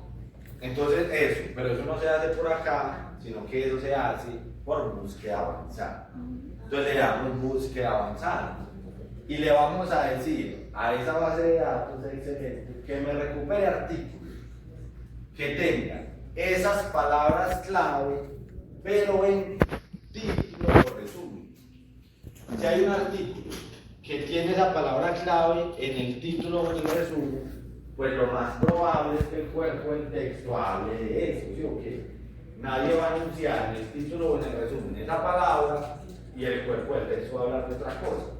Entonces eso mejora la sensibilidad, perdón, la especificidad de la búsqueda. Y construiríamos así la estrategia de búsqueda, tal cual como está acá.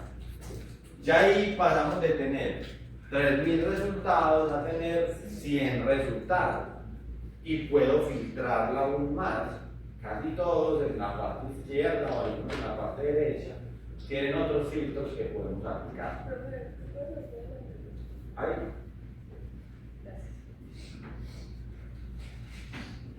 Entonces, ya sin resultados sí podemos leer 100 artículos, ¿sí? Okay. El resumen de 100 artículos sí los podemos leer, ya esa información es más manejable. Siguiente paso, evaluación general de la búsqueda. Entonces encontramos este artículo, una revisión sistemática con metaanálisis de los estudios de precisión diagnóstica para el COVID-19. Con esta información podríamos darle respuesta al gerente del hospital que le está diciendo usted, bueno, ¿cuál prueba implementamos acá en el laboratorio? ¿Sí o no? Sí, con esa información usted dirá, bueno, según esta revisión sistemática que ha revisado todos los estudios que hay sobre pruebas diagnósticas para el COVID-19, yo le puedo decir a usted que acá podemos implementar esta prueba de antígeno de anticuerpo que tiene una sensibilidad muy similar a la PCR, muy cercana al 90%. Claro el proceso. ¿Sí o qué? Última etapa. Entonces evalúo la búsqueda. Fue eficaz, tengo necesidad de hacer nuevas búsquedas. Acuérdense que acaba lo de la estrategia corrió. Y es, bueno, tengo que ingresar una palabra clave adicional o quitar palabras clave. Esta que puse en título resumen, no la voy a poner en título resumen, sino en cualquier parte del texto. Y las otras sí las voy a dejar a título resumen. Acá hace esa evaluación general de la búsqueda. Si fue o no fue eficaz para lo que usted quería. Y por último viene la gestión de la referencia.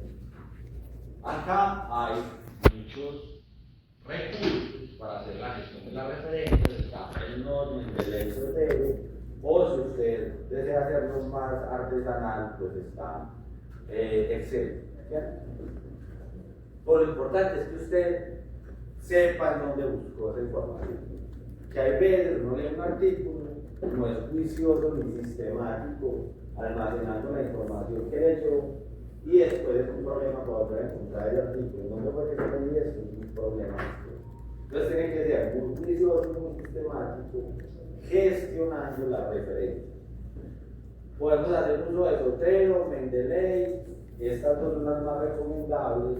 Yo utilizo Zotero, pues por capricho, porque también funciona muy bien Mendeley, pero todos tenemos nuestros caprichos, y mi capricho es que me gusta más Zotero, ¿cierto? A ustedes les puede gustar más Mendeley. Última anotación, ya sé que termino esta clase ya rato, pero ya ahora sí vamos a terminar. Última anotación. Las referencias que vamos a utilizar en este curso son el formato Vancouver, ¿sí o qué? Hoy vamos a repasar cómo es el formato Vancouver, porque yo no quiero que ustedes tengan problemas de plagio. Todos en la primera clase vimos que plagio cero, ¿listo? Entonces, ¿cómo es el formato Vancouver? El formato Vancouver es de la siguiente manera. En el cuerpo del texto,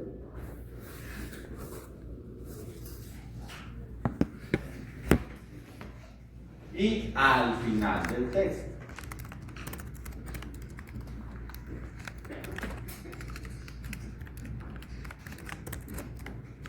En el cuerpo del texto, siempre que usted escriba una línea, máximo dos, debe enunciar de dónde salió esa línea, ¿sí o qué? En nuestro nivel de formación no deben haber párrafos sin referencia. Por lo menos párrafos sin referencia. Nosotros siempre vamos a basarnos en lo que dice la literatura argentina. Entonces escribimos 2 líneas de un párrafo. ¿De dónde sacamos eso? Y aparece en números consecutivos, arábigos y entre paréntesis. Eso nos dice el formato Vancouver, que en el cuerpo del texto, cada idea o cada párrafo debe ir referenciado en números arábigos en orden consecutivo ubicados entre paréntesis. Es un codazo, hermano, que está durmiendo, hermano. ¿Listo? Ya vamos a terminar. Cada vez que duerma, codazo, uno durmiéndole a las. Pues que me hubieran dormido a las 7, 7:15, pues que ya faltan 20 para las 9. Ya. Me estaba durmiendo yo con el video de la ministra. Ahí es más o menos tolerable. Pero ya hasta ahora está muy tarde. Entonces, listo. Luego vamos a escribir otro fragmento de texto. Y utilizamos otra referencia. Mire que va en orden consecutivo. Y luego vamos a utilizar otro fragmento de texto. Llama al artículo. Y para este fragmento de texto utilizamos 2 referencias. Cuando son 2 referencias, se pone la primera y la última separada por coma. La única forma de interrumpir el orden consecutivo es utilizar una referencia que ya habíamos utilizado previamente. Entonces, como acá ya habíamos utilizado el 1, podemos pasar del 2 al 1. ¿Sí o qué? La única forma de interrumpir el orden consecutivo. Y luego el 3, pues porque es una nueva referencia distinta a las 2 que habíamos utilizado previamente. Cuando utilizamos más de 2 referencias y estas son consecutivas, se referencia la primera y la última separado por un guión. Entonces, vamos a utilizar la referencia 4, la 5 y la 6 para respaldar esta idea. Entonces utilizamos 4-6. Eso significa que esta línea está respaldada por la referencia 4, la 5 y la 6. Claro, hasta ahí. Listo. Al final del texto, pues al final del texto aparecen en orden consecutivo como lo fuimos enunciando en ese cuerpo del texto. 1. ¿Cómo lo escribimos? Apellido del primer autor. Apellido autor 1. Seguido de la inicial del nombre.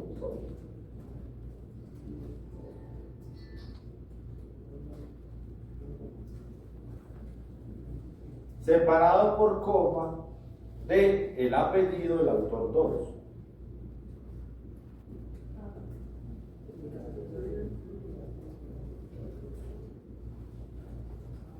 Y la inicial del nombre. Así hasta 6 autores. Si hay más de 6 autores, escribimos el al punto. Luego viene el título del artículo. Título del artículo.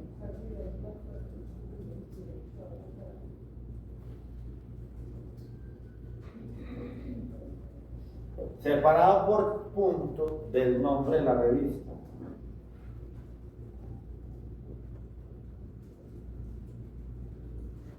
Separado por punto el año de publicación. Separado por punto y coma el volumen. Entre paréntesis, algunas tienen número, entonces ponemos el número. Separado por 2 puntos, página inicial, guión, página final.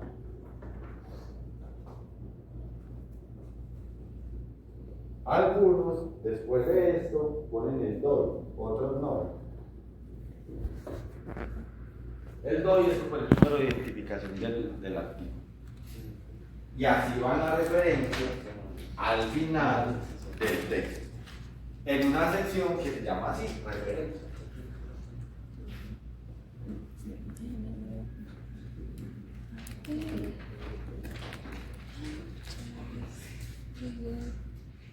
¿Qué me escapa de ahí? Alguien que me ayude. Nada, ¿sí o qué? Listo.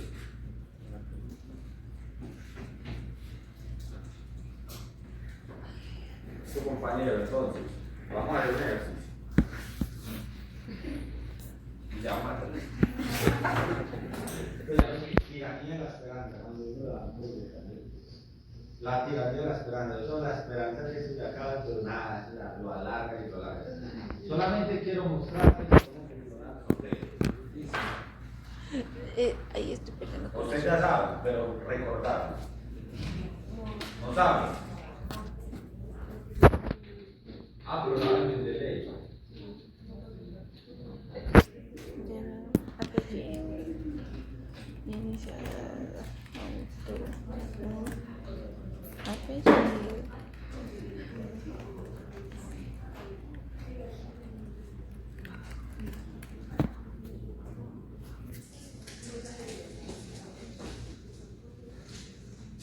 Ay,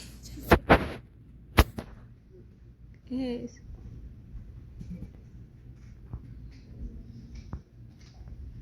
Listo, después el número esto y bajo. Entonces, bueno, algunos de sus computadores van a tener sorteo ahí en el escritorio, abran de forma. Que no lo tenga, pues no hay mucho problema tampoco, va a mirar lo que lo haga. Y lo puede descargar fácilmente de internet, eso es gratuito y se descarga muy fácil, no pesa nada. Entonces hay que aprender esto. Hay que aprender esto.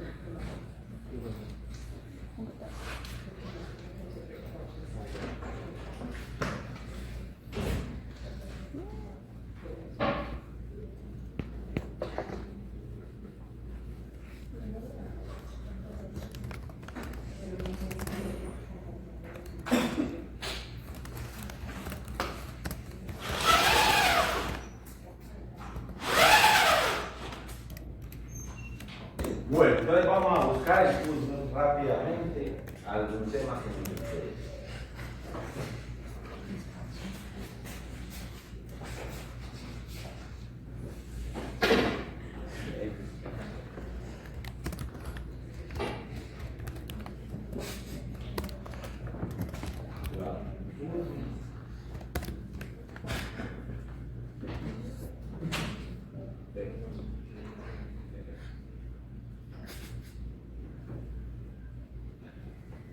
Entonces vamos a poner lipid profile, core, HIV. Sí, ok, tenemos los temas que pusimos ahí. Esto lo vamos a enlazar con el operador booleano AND. Y le vamos a decir a esta base de datos que me recupera artículos en cualquier parte del texto tenga estas palabras. Le damos a buscar. Aparecen 255 resultados. Si yo quisiera filtrarlo más, le doy por acá por búsqueda avanzada. Pero para el ejemplo que les quiero mostrar, que es el manejo del gestor de referencias, no es necesario hacer eso. Entonces vamos a elegir el primer estudio, que nos habla del perfil lipídico en pacientes con VIH, tratados con estos antirretrovirales, y es un estudio de cohorte, la que nos sirve. ¿Listo? Abrimos el artículo y lo vamos a enviar al gestor de referencia. Acá previamente ya había instalado el complemento para este gestor, para este buscador. Entonces le damos acá y le vamos a decir que nos envíe este artículo a nuestro gestor de referencia. Le damos clic ahí. Abrimos hotel y vemos que ese artículo ya está en nuestro gestor de referencias con todos los componentes. Supongan que voy a escribir el artículo. Entonces, voy a poner acá introducción. El tratamiento antirretroviral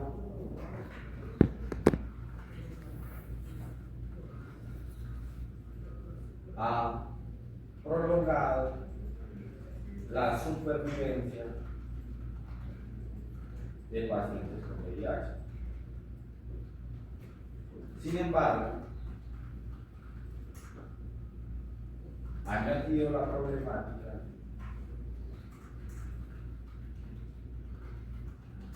de enfermedades cardiovasculares en esta población.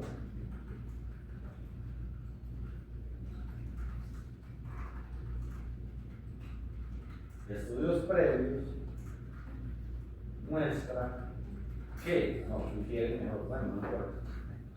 Estudios previos sugieren que los tratamientos antirretrovirales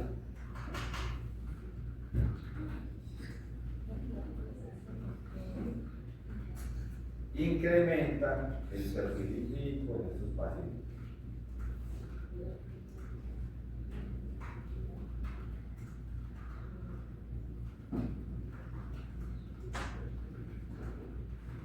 Y por tanto, el riesgo de enfermedad cardiovascular prácticamente va a ser una pintura. Bueno, ¿de dónde saqué esto? Se supone que eso lo saqué de la referencia que acabamos de ver en Soter. Entonces, Soter tiene un complemento para Word. Tiene que acá está Soter. Le doy agregar citación. ¿Y qué formato voy a utilizar? Tengo un montón de formatos. En nuestro caso vamos a utilizar el formato Vancouver. ¿Qué artículo voy a utilizar acá? Hasta el momento es lo único que tenemos, entonces simplemente lo selecciono ahí y le doy Enter. Y me aparece la cita ahí. Supongan que terminé de escribir ya, entonces voy a poner referencia. Y le voy acá a agregar bibliografía. Y ya él me pone ahí la bibliografía en el formato Vancouver. El autor, inicial del nombre, separado de coma, título del artículo, nombre de la revista, de publicación, volumen, entre paréntesis número, página inicial, página final. Ojo, creo que ahí se emocionan mucho, pero eso es una máquina, ¿cierto? O sea, y las máquinas se pueden equivocar. Su función es verificar que lo que hace la máquina pues esté bien hecho. Como usted ya sabe cuál es el formato Vancouver, entonces va a mirar, bueno, apellido del primer autor, seguido inicial del nombre, separado por coma del otro autor, así hasta 6 autores, título del artículo, etc. Está bien, ¿cierto? O sea que aquí no tengo que hacer ninguna modificación, pero hay casos en los que ya hay que hacer modificaciones, entonces usted simplemente lo modifica, pero eso les facilita mucho la vida, ¿listo? Si uno, o sea, digamos que yo tengo las referencias ahí y me falta poner otra, entonces me cambia el orden de la numeración. Él solo lo hace, sí. Usted simplemente dice, por ejemplo, yo le dije, ve, acá te falta un fragmento de texto en el que deberías incluir otra cosa, ¿cierto? Pasaste a hablar de una vez del riesgo de enfermedad cardiovascular sin antes hablarnos de cuántas personas están infectadas con VIH en el mundo, por decir cualquier cosa. Entonces, usted tendría que agregar acá una línea, ¿cierto? Vamos a hacerle ejercicio, vamos a agregar acá una línea. El tratamiento retroviral ha prolongado, ha prolongado la supervivencia de pacientes con VIH. Vamos a dar un dato de un promedio de vida de 5 años, estoy inventando, hasta de 70 años. ¿De dónde saqué eso? De otra referencia, otra referencia. Suponga que eso lo saqué de este artículo.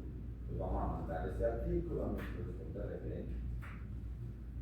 Y acá vamos a agregar la referencia, ¿sí o qué? Entonces vamos a agregar la segunda. Como ya tengo varias, entonces le doy acá en esta pestañita y le digo vista clásica, para ver cuál de las dos es la que voy a anexar. Creo que es la primera, ¿sí? La primera. Le doy clic ahí. Entonces mira que ya le puso la primera, esta le cambié por el 2 y acá hay una modificó el orden también. ¿Alguna otra duda?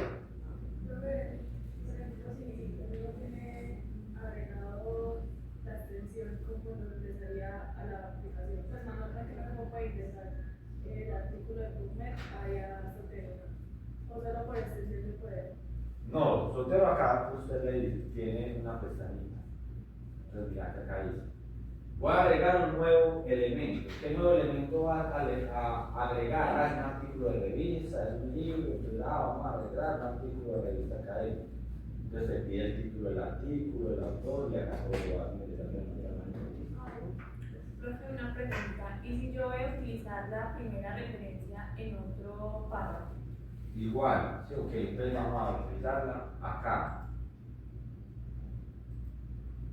Acá, supongamos después de esto, ya me acabaron los argumentos, entonces vamos a aplicar ahí. Listo. Agregar citación, vuelvo a la referencia número 1, que es esta. La pongo. De otra. Ah, sí. No, es esta. Esta es la 1.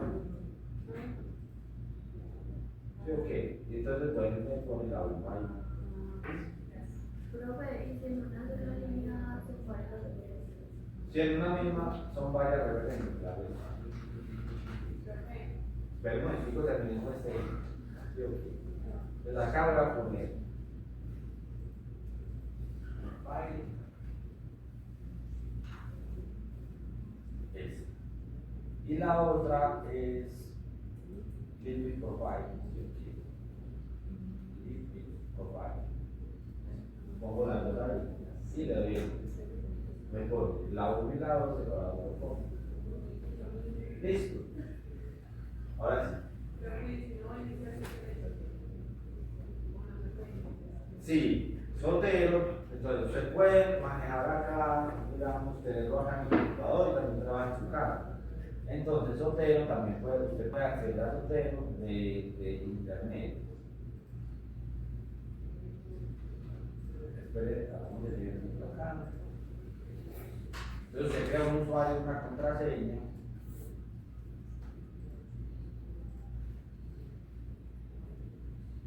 Se crea un usuario y una contraseña y simplemente hace ya soltero. Y ahí puede acceder a los artículos de este. ¿Algo más? Nada más. Listo. Entonces, ahorita les voy a enviar a su correo el taller que tienen que hacer. Por ahora ya terminamos. ¿Listo? Con respecto a los proyectos, vamos a revisar eso otra vez. Entonces, bueno, vamos a revisar los proyectos. A ver,